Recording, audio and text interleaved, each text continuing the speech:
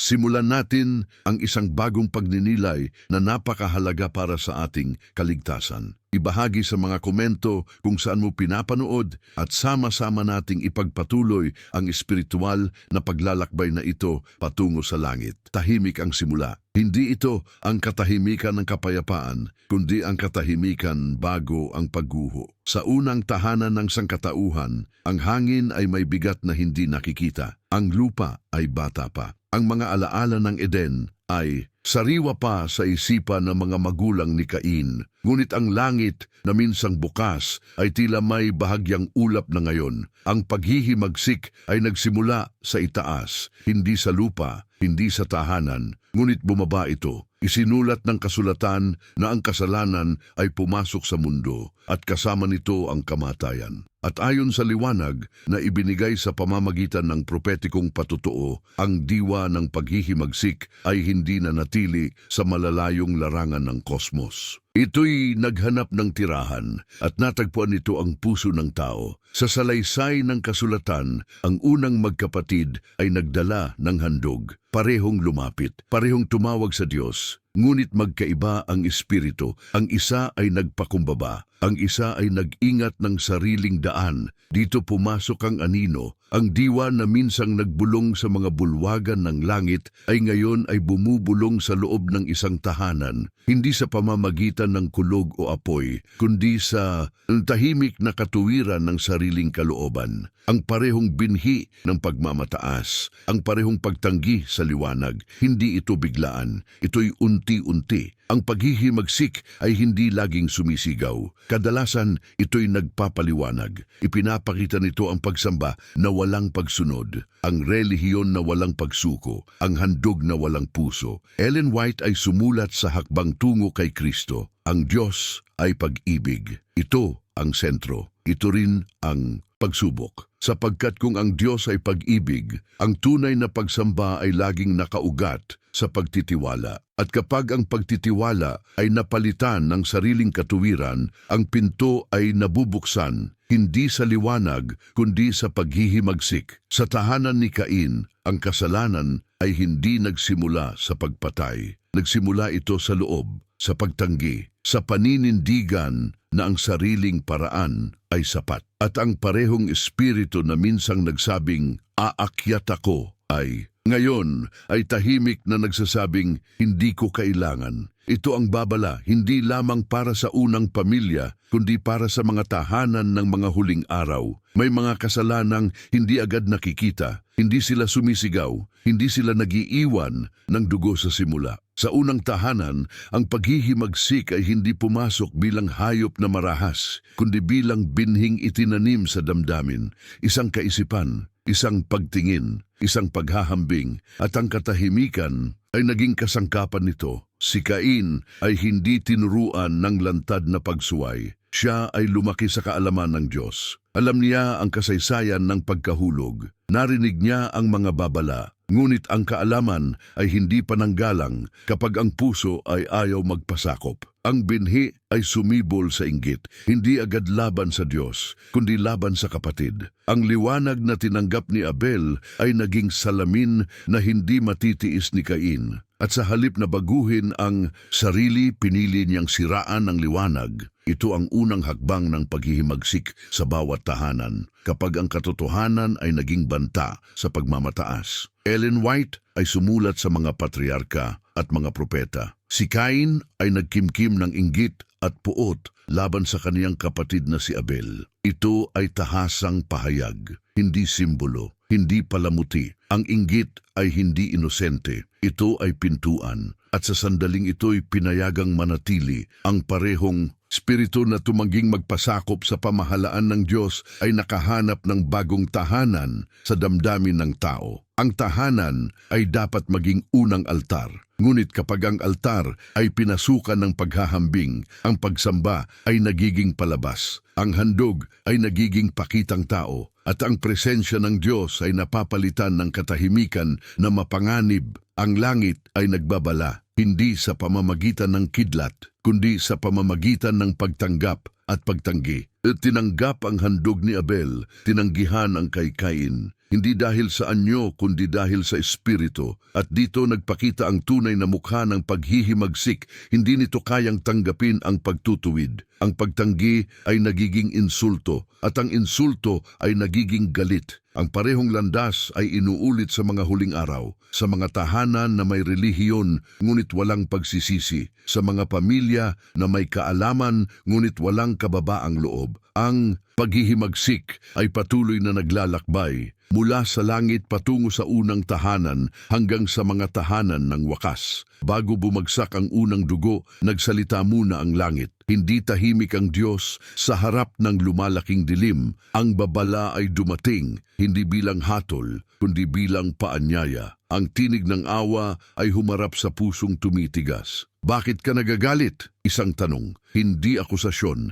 Isang pintuan pa ring bukas. Ang paghihimagsik ay laging may sandali ng pagpili. Hindi ito bigla ang pagtalon sa kailaliman, kundi serye ng mga pagtanggi sa liwanag. At sa sandaling iyon, si Cain ay nasa pagitan ng awa at pagmamataas. Ang kasalanan ay inilantad bago pa ito gumawa. Hindi ito lihim. Hindi ito nakatago. Ang panganib ay malinaw, naghihintay sa pintuan, handang pumasok kung pahihintulutan. Ngunit ang babala ay hindi sapat kapag ang puso ay sarado. Ellen White ay sumulat sa mga patriarka at mga propeta. Si Cain ay nagkimkim ng inggit at puot laban sa kanyang kapatid na si Abel. Ang pahayag ay simple, ngunit mabigat. Ang galit ay hindi lamang damdamin. Ito ay desisyon na patuloy na pinipili. At kapag ang galit ay pinakain, ito'y nagiging tinig na mas malakas kaysa sa paanyaya ng Diyos. Ang langit ay hindi tumigil sa pagsasalita, ngunit ang tinig nito ay hindi kailanman pumipilit. Ang paghihimagsik sa kabilang banda ay mapilit. Ipinipinta nito ang Diyos bilang hindi makatarungan, ang kapatid bilang kalaban, at ang sarili bilang biktima. Dito, nagiging malinaw ang hulma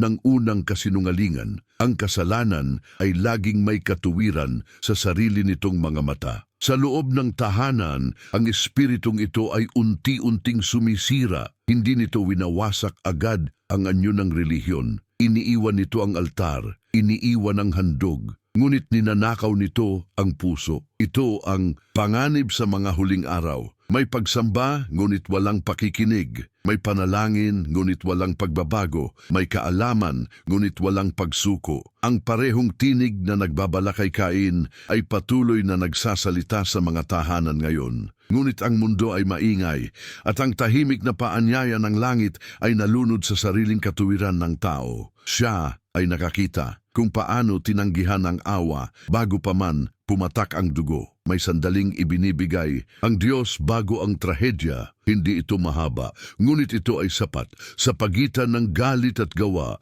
may puwang, isang hininga, isang pagkakataon upang umatras. Sa kwento ni Cain, ang sandaling ito ay malinaw na inilarawan sa kasulatan. Ang Diyos ay nagsalita sa kanya bago pa man kumilos ang kamay, tulad ng nakatala sa Genesis chapter 6-7. At sinabi ng Panginoon kay Cain, bakit ka naginit at bakit namanglaw ang iyong mukha? Kung ikaw ay gumawa ng mabuti, di ba ikaw mamarapatin? At kung hindi ka gumawa ng mabuti, ay nahahandusay ang kasalanan sa pintuan, at sa iyo'y pahihinuhod ang kaniyang nasa, at ikaw ang papanginoonin niya. Ang babala ay tiyak, ang panganib ay pinangalanan. Ang kasalanan ay inilarawan na tila isang nilalang na naghihintay sa pintuan, hindi pa pumapasok, hindi pa nananalo, ngunit handang sakupin kung pahihintulutan. Ito ang hiwaga ng kalayaan. Hindi pinipigilan ng Diyos ang kamay. Pinipigilan niya ang puso kung ito'y papayag. Ang paghihimagsik ay laging gumagalaw sa ganitong paraan. Hindi nito inaalis ang kakayahang pumili. Ginagamit nito ang pagpili laban sa liwanag. Ang trahedya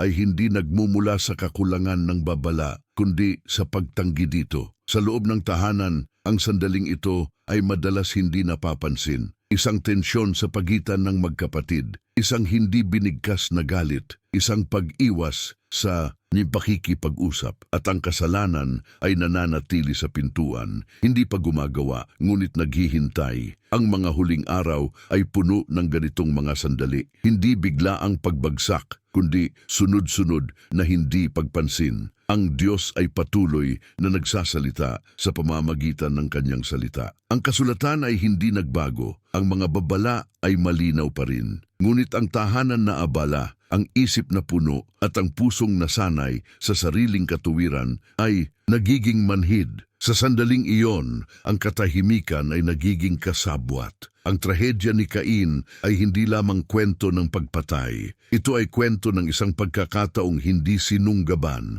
isang tinig na hindi pinakinggan, isang pinto na hindi isinara, at ang parehong pinto ay bukas pa rin ngayon. Siya ay nakakita kung paano ang kasalanan ay pinigilan sana, ngunit pinili. May sandali na ang tinig ng Diyos ay hindi na sumasalungat, hindi dahil siya'y umalis, kundi dahil ang tao ay tumigil sa pakikinig. Ang hakbang mula sa galit patungo sa karahasan ay hindi malaki. Ito ay halos hindi napapansin. Isang pasya na hindi binawi, isang pag-iwas sa liwanag. At ang konsensya na minsang buhay ay nagsimulang manahimik. Sa salaysay ng kasulatan, si Cain ay nakipag-usap sa kanyang kapatid sa parang. Walang nakasulat na pagtatalo, walang palitan ng salita na naitala. Ang katahimikan ay sapat at sa katahimikang iyon, ang kasalanan ay pumasok gaya ng nakasaad sa Genesis 4:8. At yao'y sinabi ni Cain sa kaniyang kapatid na kay Abel. At nangyari nang sila'y nasa parang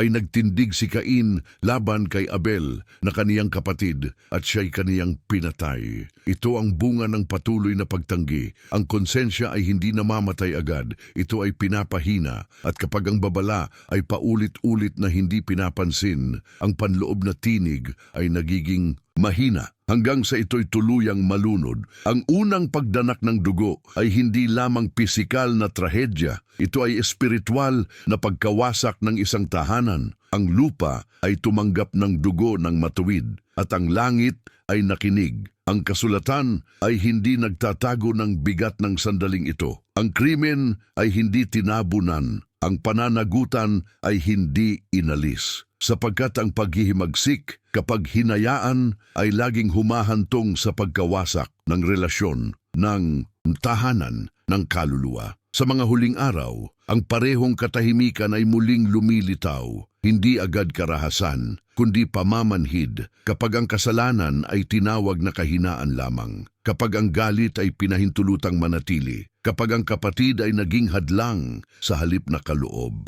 Ang konsensya ay unti-unting natutulog. Ang Diyos ay patuloy na nagtatanong. Tulad ng ginawa niya noon, siya ay naghahanap, hindi dahil hindi niya alam, kundi dahil nais niyang magising ang puso, gaya ng nakasulat sa Genesis 4:9. At sinabi ng Panginoon kay Cain, "Saan naroon si Abel na iyong kapatid?" At sinabi niya, "Aywan ko, ako ba'y tagapagbantay sa aking kapatid?" Ngunit kapag ang konsensya ay tahimik, ang kasalanan ay nagiging matapang. Ito ang babala sa bawat tahanan. Matapos ang sigaw ng lupa, muling nagsalita ang langit. Hindi tumahimik ang Diyos kahit bumagsak na ang krimen. Ang dugo ni Abel ay hindi lamang bumabad sa lupa. Ito'y umakyat bilang patotoo. Ang kasalanan na itinago ay ngayon ay inilantad, gaya ng isinasaad sa Genesis 4:10. At sinabi niya, "Anong iyong ginawa? Ang tinig ng dugo ng iyong kapatid ay dumadaing sa akin mula sa lupa." Ang tanong ng Diyos ay hindi para sa kaalaman. Ito ay para sa konsensya. Nasaan ang iyong kapatid? Isang tanong na humihiwa. Isang pagkakataon pa ring magpahayag ng pagsisisi. Ngunit ang paghihimagsik ay hindi lamang pumapatay. Ito'y nagsisinungaling. Ang sagot ni Cain ay malamig, hiwalay at mapagtanggol, gaya ng nakatala sa Genesis 4:9. Ang responsibilidad ay itinaboy, ang kapatid ay tinanggihan, ang puso ay tuluyang nagsara. Dito nagiging ganap ang larawan ng rebellion. Una, pagtanggi sa liwanag. Ikalawa, pagtanggi sa kapatid. Ikatlo, pagtanggi sa pananagutan. Ellen White ay sumulat sa Patriarchs and Prophets, ang kasalanan ay hindi kailanman nasisiyahan. Isang maikling pangungusap, isang walang hanggang babala. Ang kasalanan ay hindi humihinto sa unang tagumpay. Humihingi ito ng higit pa. Kapag ang konsensya ay nilabag, hinihingi nito ang katahimikan ng katotohanan. Kapag ang kapatid ay nasaktan, hinihingi nito ang paglimot. At kapag ang dugo ay dumanak, hinihingi nito ang pagtanggi. Ngunit ang Diyos ay hindi kailanman tumigil sa pagtawag. Ang hatol ay binigkas, hindi bilang paghihiganti kundi bilang bunga. Ang lupa ay nagsara, ang pagpapala ay umatras, at ang tao ay naging palaboy gaya ng inilarawan sa Genesis chapter 11-12. At ngayoy sinumpa ka sa lupa na siyang nagbuka ng bibig na tumanggap sa iyong kamay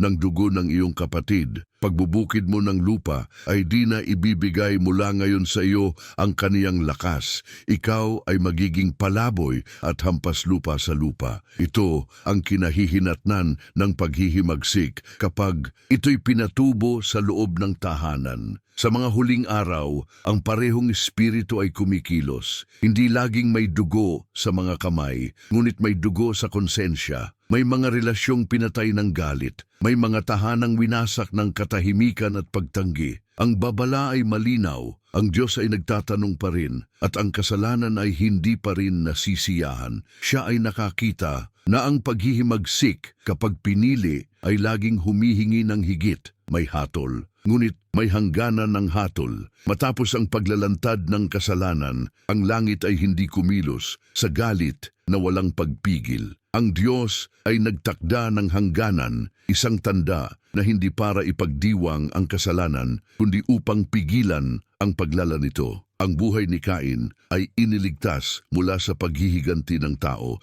gaya ng itinatala sa Genesis 4:15. At sinabi sa kanya ng Panginoon, dahil dito'y sinumang pumatay kay Cain ay makapitong gagantihan. At nilagyan ng Panginoon ng isang tanda si Cain, baka siya'y sugatan ng sinumang makakasumpong sa kanya. Ito ay kabalintunaan ng awa. Ang makasalanan ay binigyan ng panahon, ngunit hindi ng kapayapaan. Ang tanda ay hindi pag-apruba. Ito ay babala. Isang paalala na ang kasalanan ay may bunga at ang awa ay hindi nangangahulugang kawalan ng pananagutan. Ang paghihimagsik ay pinigilan, ngunit hindi binura. Ellen White ay sumulat sa Ang Dakilang Kontrobersiya. Ang Diyos ay hindi tumatayo sa harap ng makasalanan bilang tagapagpatupad ng hatol laban sa pagsalangsang. Ang pahayag ay malinaw. Ang tono ay solemne. Ang Diyos ay hindi nagagalak sa kaparusahan. Ngunit ang kanyang pamahalaan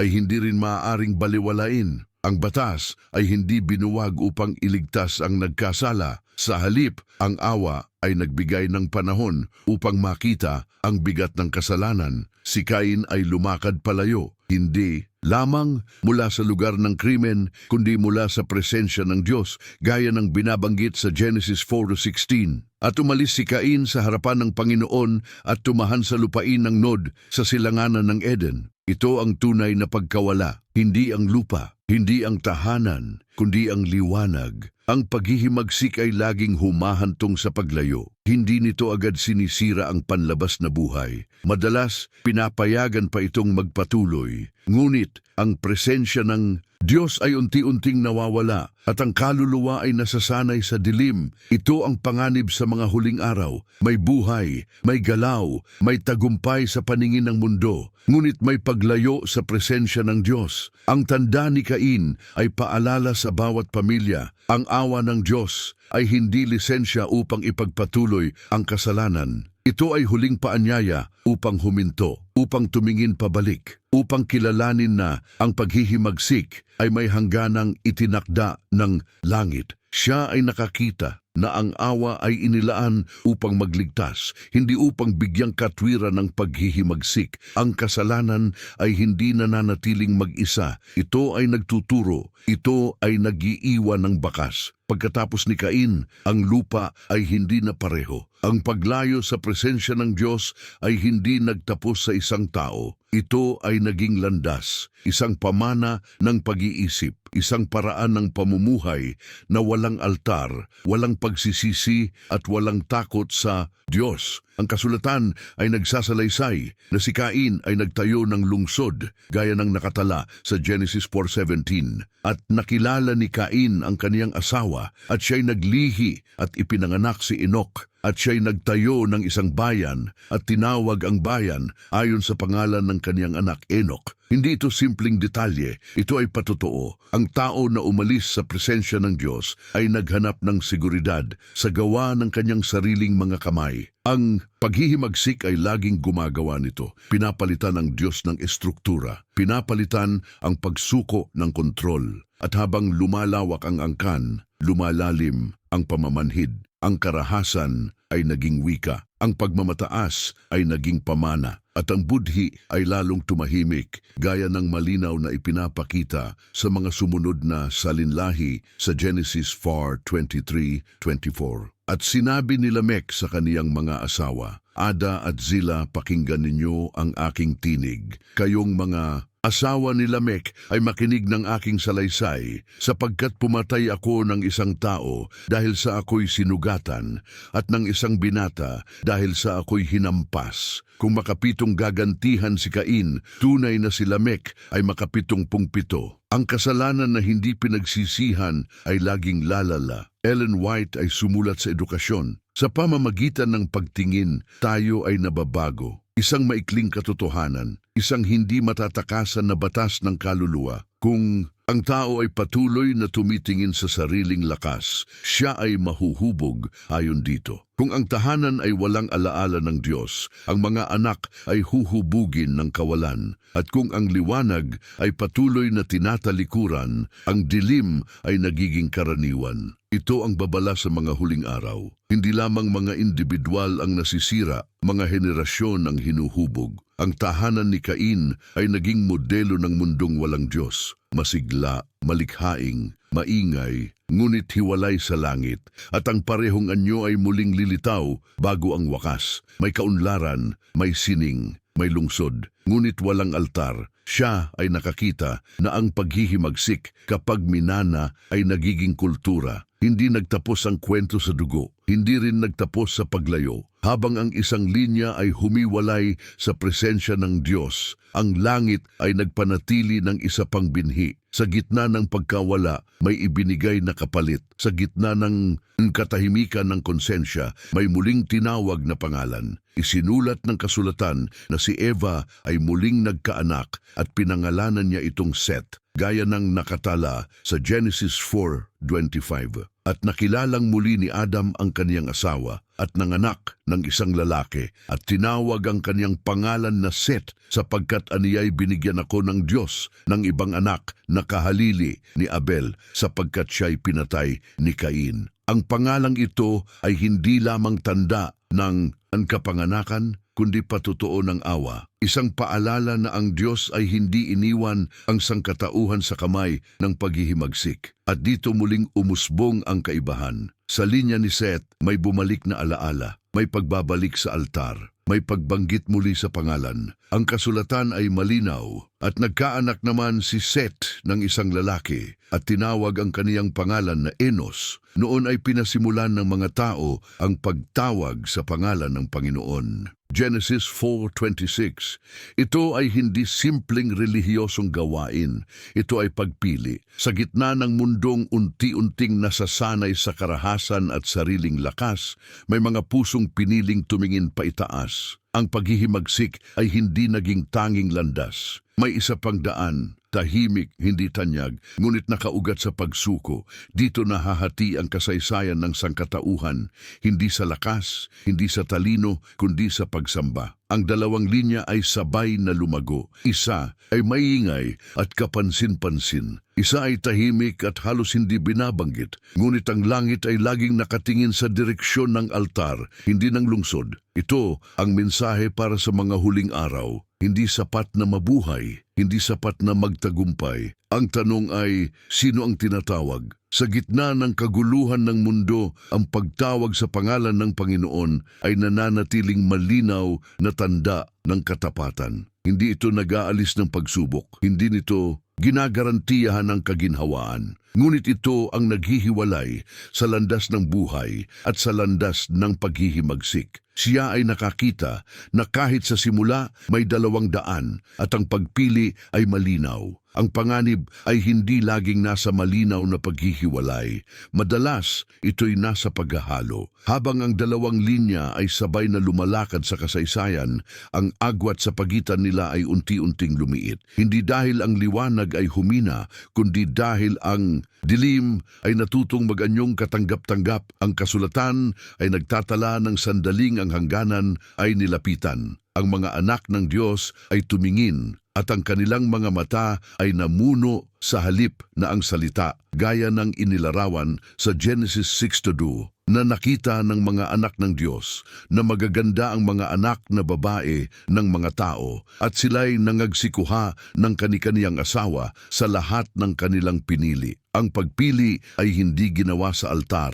kundi sa paningin. Ito ang simula ng paghahalo, hindi bigla ang pagtalikod sa Diyos, kundi unti-unting pag-angkop sa mundo. Ang kabanalan ay hindi tinanggihan sa salita, ngunit ito'y tinabunan ng damdamin. Ang pamantayan ay hindi winasak, ito'y ibinaba. At ang pagkakaiba sa pagitan ng dalawang landas ay naging halos hindi na makita. Ang resulta ay malinaw sa tala ng kasulatan. Ang kasamaan ay lumaganap, ang budhi ay bumigat, at ang puso ng tao ay nalayo sa orihinal na layunin, gaya ng mabigat na paglalarawan sa Genesis 6 Dictionary Review. At nakita ng Panginoon na mabigat ang kasamaan ng tao sa lupa, at ang buong haka ng mga pag-iisip ng kaniyang puso ay pawang masama lamang na parati. Ito ang bunga ng paghahalo. Kapag ang liwanag ay nakipagkompromiso, ang dilim ay laging nananalo. Ang mga huling araw ay nagdadala ng parehong panganib. Hindi sa lantad na pagtanggi sa Diyos, kundi sa tahimik na pagsasanib ng dalawang espiritu. Isang anyo ng kabanalan na may pahintulot sa kasalanan, isang pananampalataya na hindi na naiiba sa mundo. Ang langit ay nagbabala sa pamamagitan ng kasaysayan. Ang paghihimagsik ay hindi kailangang sirain ang altar. Kailangan lamang nitong ilapit ito sa lungsod. Kapag ang pagsamba ay huminto sa pagiging banal, ito'y nagiging pamilyar. At kapag ito'y naging pamilyar, nawawala ang takot sa Diyos. Siya ay nakakita na ang paghahalo ang naging tulay ng pag-uulit ng trahedya. Kapag ang babala ay inuulit at hindi pinapansin, ito'y nagiging ingay lamang. Ang mundo bago ang baha ay hindi kulang sa liwanag. May alaala ng Eden, may kasaysayan ng hatol, may patotoo ng dalawang landas. Ngunit ang kasalanan, kapag pinahintulutan, ay may kakayahang gawing karaniwan ang sagrado. Ang kasulatan ay malinaw na nagsasaad na ang mga araw ay lumipas na tila walang mangyayari. Ang pagkain, pag-inom, pag-aasawa at pagpaplano ay nagpatuloy hanggang sa dumating ang wakas na hindi inaasahan gaya ng babala sa Genesis 6:3. At sinabi ng Panginoon, ang aking espiritu ay hindi makikipagpunyagi sa tao magpakailanman sapagkat siya may laman. Gayon may magiging 120 taon ng kanyang mga araw at ang katuparan sa Genesis 7:11-12. Sa ika-600 taon ng buhay ni Noe, ng 2 buwan, sa 17 araw ng buwan, ng araw ding yaon ay nangasira ang lahat ng bukal ng lubhang kalaliman at ang mga durungawan ng langit ay nabuksan at umulan sa ibabaw ng lupa ng 40 araw at 40 gabi. Ang panganib ay hindi kamangmangan. Ito ay pagiging kampante. Sa gitna ng papalapit na hatol, ang mensahe ay naroon. Ang paanyaya ay patuloy. Ngunit ang mundo ay natutong ipagpaliban ang seryoso. Ang bukas ay laging mas mahalaga kaysa sa ngayon. Ellen White ay sumulat sa Ang Pagnanais ng Mga Panahon. Ang bawat kaluluwa ay lubos na nakikilala ni Jesus na para bang siya lamang ang pinagkalooban ng kamatayan ng tagapagligtas. Isang pahayag ng pag-ibig. Isang pahayag din ng pananagutan, walang naliligaw sa karamihan, walang nawawala sa ingay. Ang bawat tahanan, bawat puso, bawat desisyon ay malinaw sa langit. At ang babala ay hindi pang maramihan lamang. Ito'y personal. Ang mga huling araw ay magdadala ng parehong anyo ng pamumuhay. Hindi lantad na pagtanggi sa Diyos, kundi isang buhay na puno ng abala. Isang mundo na may oras para sa lahat, maliban sa pagsisiyasat ng puso. Ang kasalanan ay hindi kailangang itanggi ang katotohanan. Kailangan lamang nitong gawing karaniwan ito. Kapag ang babala ay naging pamilyar, nawawala ang bigat nito. Kapag ang paanyaya ay paulit-ulit, nawawala ang agarang tugon. At kapag ang konsensya ay nasanay, ang puso ay nagiging matigas. Ito ang oras ng pagsusulit, hindi sa kaalaman, kundi sa pakikinig. Siya ay nakakita na ang mundo ay hindi nabigla ng hatol. Ito'y naantala lamang sa pagsisisi. May sandali sa kasaysayan na ang katotohanan ay hindi marami. Ito ay nag-iisa. Sa gitna ng lumalawak na katiwalian, may isang tinig na patuloy na tumindig. Hindi ito tinig ng kapangyarihan, kundi ng katapatan. Hindi ito sinamahan ng karamihan, kundi ng pagsunod. Ang kanyang pangalan ay Noe. Ang kasulatan ay malinaw. Si Noe ay lumakad na kasama ng Diyos. Genesis 6:9. Hindi ito pahayag ng kasikatan, kundi ng pagkakahiwalay. Ang paglakad na ito ay hindi popular. Ito'y laban sa agos. At ito'y araw-araw na pagpili. Habang ang mundo ay abala sa sarili nitong landas, si Noe ay naging saksi ng darating na hindi nakikita. Siya ay nangaral. Siya ay nagbabala. Siya ay nagtayo ayon sa utos ng Diyos. Sa loob ng mahabang panahon, gaya ng itinatala sa Genesis 6:14, gumawa ka ng isang sasakyang kahoy na gofer. Gagawa ka ng mga silid sa sasakyan at iyong sisiksikan sa loob at sa labas ng sahing. At Hebreo 11:7. Sa pananampalataya si Noe, nang paunawaan ng Diyos tungkol sa mga bagay na hindi pa nakikita, dala ng banal na takot, ay naghanda ng isang daong sa ikaliligtas ng kaniyang sangbahayan, na sa pamamagitan nito ay hinatulan niya ang sanglibutan at naging tagapagmana ng katuwiran na ayon sa pananampalataya. Ang arka ay naging sermon na walang tinig, isang patutuo na may hangganan ang panahon. Ellen White ay sumulat sa edukasyon. Ang pinakamalaking pangangailangan ng mundo ay ang pangangailangan ng mga tao. Isang maikling pahayag, isang buong larawan. Hindi kulang ang mundo sa kaalaman. Kulang ito sa mga taong mananatili, sa mga taong pipiliin ang Diyos kahit mag-isa, sa mga tahanang tatayo bilang arka sa gitna ng paparating na unos. Ang paghihimagsik ay laging umaasa sa karamihan. Ang katapatan sa kabilang banda ay handang tumayo kahit mag-isa. At sa huling mga araw, ang huwaran ni Noe ay muling lilitaw. Hindi lahat ay tatawag sa babala, hindi lahat ay papasok sa arka. Ngunit ang pintuan ay bukas hanggang sa ito'y isara ng Diyos. Ang tahanan ni Noe ay naging kanlungan, hindi dahil ito'y perpekto, kundi dahil ito'y masunurin. At ang parehong prinsipyo ang nananatili, ang kaligtasan ay laging nagsisimula sa loob ng tahanan. Siya ay nakakita na sa gitna ng karamihan, ang katapatan ay kadalasang nag-iisa. Ang kasaysayan ay hindi lamang tala. Ito ay salamin. Ang mga araw ni Noe ay hindi iniwan bilang alaala ng baha, kundi bilang babala sa mga huling tahanan. Ang sinabi ng kasulatan ay tuwiran. Kung paano nangyari noon, gayon din ang mangyayari muli, gaya ng malinaw na pahayag sa Lucas 17:26. At kung paano ang nangyari sa mga kaarawan ni Noe, ay gayon din naman ang mangyayari sa mga kaarawan ng anak ng tao. Hindi dahil inuulit ng Diyos ang kasaysayan, kundi dahil inuulit ito ng tao. Ang mundo bago ang baha ay hindi walang relihiyon. May kaalaman, may mensahe, may paanyaya. Ngunit ang karamihan ay nagpatuloy sa buhay na parang walang hanggan ang bukas. Ang pagkaantala ng hatol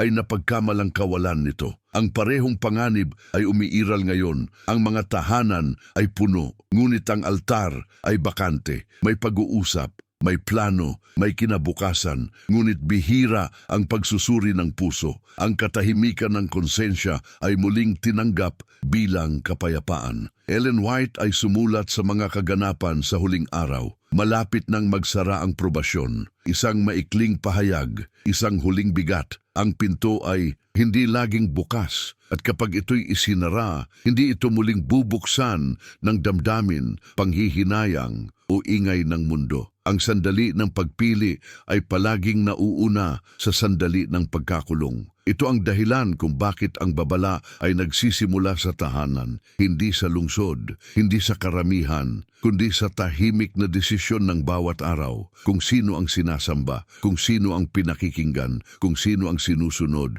Ang paghihimagsik ni Lucifer ay bumaba sa tahanan ni Cain dahil ang pagsamba ay napalitan ng sarili. At ang parehong panganib ay umiiral sa mga huling araw. Kapag ang Diyos ay nananatili sa salita, ngunit hindi na sa sentro, ang langit ay patuloy na nananawagan. Ang tanong ay hindi kung may babala, kundi kung may tutugon. Siya ay nakakita na ang wakas ay dumarating ng tahimik habang ang mundo ay abala. Hindi bigla ang pagbagsak. Ito'y dumarating ng dahan-dahan. Ang konsensya ay hindi agad namamatay. Ito'y pinapatahimik, araw-araw, sa maliliit na pahintulot, sa paulit-ulit na pagwawalang bahala, hanggang ang tinig na minsang malinaw ay maging bulong at sa huli, katahimikan. Ganito ang nangyari sa mga unang tahanan matapos si Cain at ganito rin ang mangyayari sa mga huling araw. Ang kasulatan ay nagbabala na darating ang panahong ang tao ay may anyo ng kabanalan, datapuat tinatanggihan ng kapangyarihan nito, gaya ng nasusulat sa 2 Timoteo 3:5. Hindi kawalan ng relihiyon ang problema, kundi kawalan ng pagbabago. May pagsamba, may salita,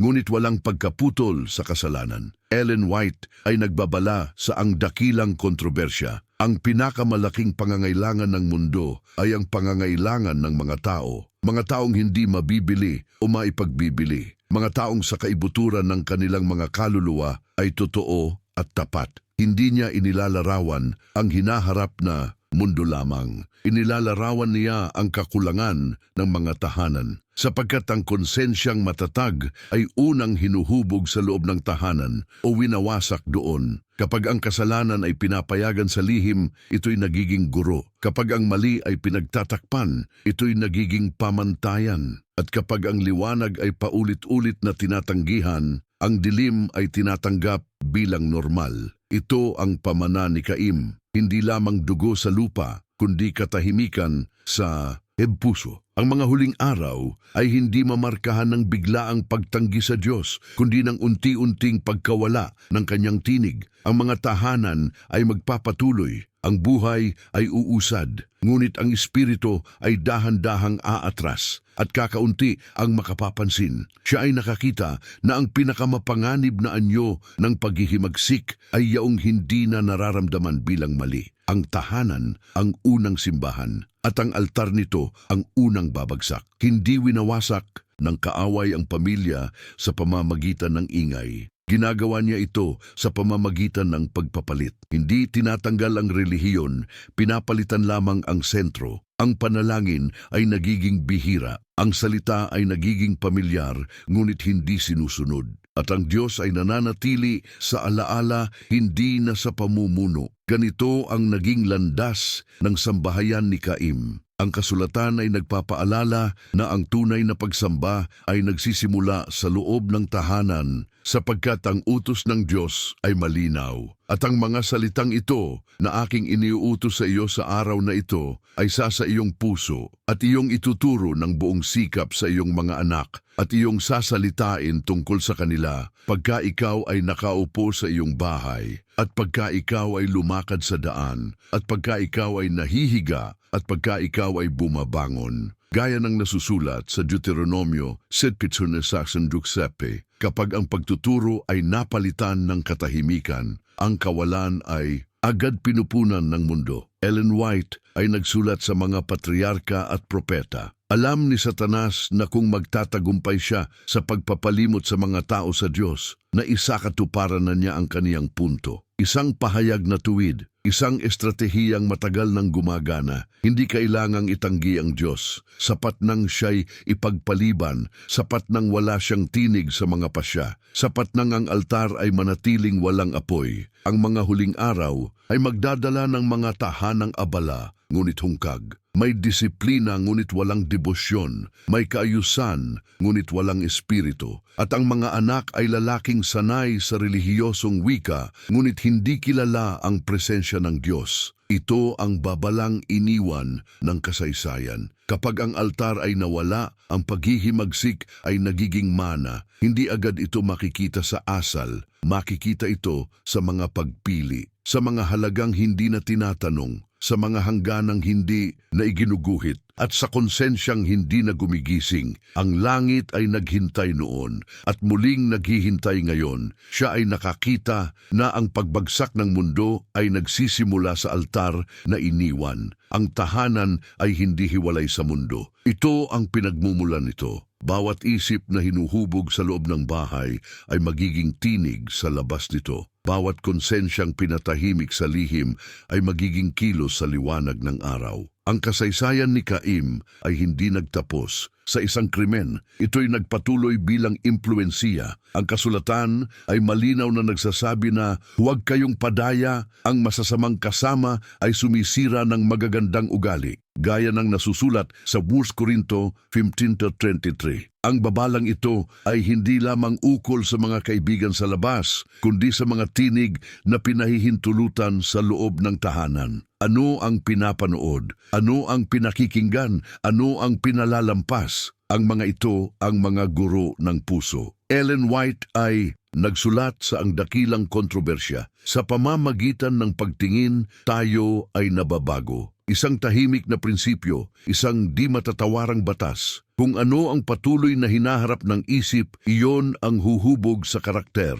At kung ang tahanan ay nagiging bukas sa impluensyang walang takot sa Diyos, ang bunga nito ay hindi kaagad makikita, ngunit ito'y tiyak. Ang paghihimagsik ni Lucifer ay hindi dumarating bilang lantad na kasamaan. Ito'y dumarating bilang mungkahi, bilang kalayaan, bilang karapatan. Gaya ng babala ng kasulatan na ang kasalanan ay nandyan sa pintuan at naghihintay. Ayon sa Genesis 4:7, ito ang trahedya ng mga huling araw. Ang panganib ay hindi laging maliwanag. Ito'y pamilyar, ito'y tinatanggap, ito'y ipinagtatanggol pa. Ang mga tahanan ay nagiging bukas na tarangkahan at ang mga anak ay natutong makibagay sa dilim ng hindi namamalayan na ito'y dilim. Siya ay nakakita na ang mundo ay binabago hindi lamang ng mga dakilang kasalanan, kundi ng mga maliliit na impluensyang hindi tinanggihan. May hangganan ang pagtitiis, may wakas ang paanyaya. Ang kasaysayan ay paulit-ulit na nagpakita na bago umatras ang Espiritu ng Diyos, may sandali ng huling pagpigil. Isang tahimik na pag-aatubili ng langit, isang huling liwanag bago ang takip silim. Ang kasulatan ay malinaw na nagsasabi na ang Espiritu ay hindi magpapatuloy magpakailanman sa pakikipagtalo sa tao, gaya ng babala sa Genesis 6:3. Ang mga salitang ito ay hindi lamang para sa panahon bago ang baha. Ito'y para sa mga huling araw. Ang Diyos ay hindi basta umaalis. Siya'y iginugupo muna, tinatanggihan, inaalis sa sentro ng tahanan. At kapag ang pagtanggi ay naging ganap, ang katahimikan ay dumarating. Ellen White ay nagbabala sa mga pangyayari sa huling araw. Ang mga huling galaw ay magiging mabilis, isang maikling pangungusap, isang mabigat na hatol. Kapag ang huling yugto ay nagsimula, wala nang panahon para itama ang mga pundasyong winasak sa loob ng maraming taon. Ang mga tahanang walang altar ay hindi biglang magkakaroon nito. Ang mga konsensyang pinatahimik ay hindi agad magigising. Ito ang dahilan kung bakit ang babala ay apurahan. Hindi bukas, hindi sa susunod na yugto, hindi kapag malinaw na ang lahat. Ang paghihimagsik ni Lucifer ay umabot sa sambahayan ni Caim dahil ang babala ay ipinagpaliban. At sa mga huling araw, ang parehong pagpapaliban ang magiging dahilan ng pagbagsak ng marami. Ang mundo ay patuloy na aabala, Ang mga tahanan ay magpapatuloy sa gawain, ngunit ang langit ay malapit ng tumahimik. Siya ay nakakita na ang huling awa ay madalas dumarating bilang tahimik na babala. Ang wakas ay hindi darating ng walang tanda. Ito'y darating kapag ang mga tahanan ay nakapili na. Ang kasulatan ay nagsasabi na ang sangkatauhan ay mahahati sa huli, hindi sa salita, kundi sa katapatan. Pumili kayo sa araw na ito kung sino ang inyong paglilingkuran, ayon sa malinaw na panawagan sa Josue 24:15. Ang tanong na ito ay hindi unang itinatanong sa mundo, kundi sa loob ng tahanan. Doon nag-uumpisa ang huling salinlahi. Hindi sila perpekto sa laman, ngunit malinaw ang kanilang paninindigan. Hindi sila tahimik sa harap ng kasalanan at hindi rin sila nakikipagkasundo rito. Ellen White ay nagsulat sa mga aral na tinuturo ni Kristo. Kapag ang katangian ni Kristo ay ganap na maipakita sa kanyang bayan, saka siya darating upang angkinin sila bilang kanyang mga anak. Hindi ito pangako ng kadalian. Ito ay panawagan ng ganap na pagsuko. Ang paghihimagsik ni Lucifer ay nagsimula sa langit, bumaba sa tahanan ni Caim at patuloy na humuhubog sa mundo. Ngunit sa huli, may isang sambahayang hindi yumuko. May mga altar na muling maglalagablab, may mga konsensyang hindi pinatahimik. Ang kasulatan ay naglalarawan sa kanila bilang mga tumutupad sa mga utos ng Diyos at may pananampalataya kay Jesus. Gaya ng nasusulat sa Apokalipsis 14:12, hindi sila marami, ngunit sila'y tapat. Ito ang wakas ng salaysay, hindi tagumpay ng kadiliman, kundi paghahayag ng liwanag. Ang tanong ay hindi kung darating ang wakas. Ito'y tiyak. Ang tanong ay kung saang tahanan matatagpuan ang liwanag kapag ito'y dumating. Siya ay nakakita na ang huling laban ay hindi sa lansangan, kundi sa puso ng tahanan.